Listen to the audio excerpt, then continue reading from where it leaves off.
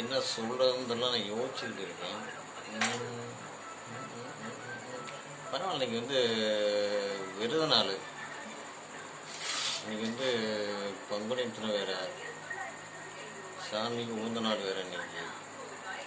அதனால் இன்னைக்கு எங்கள் வீட்டில் இப்போ என்ன சாப்பாடு பாருங்க. நீங்களே என்ன சாப்பாடு மத்தியில் உருளைக்கிழங்கு பரையல், வெஜிடபிள்ஸ் பிரியாணி, காய்கறியெல்லாம் கட் பண்ணி போட்டு வெஜிடபிள் பிரியாணி வச்சுருக்க.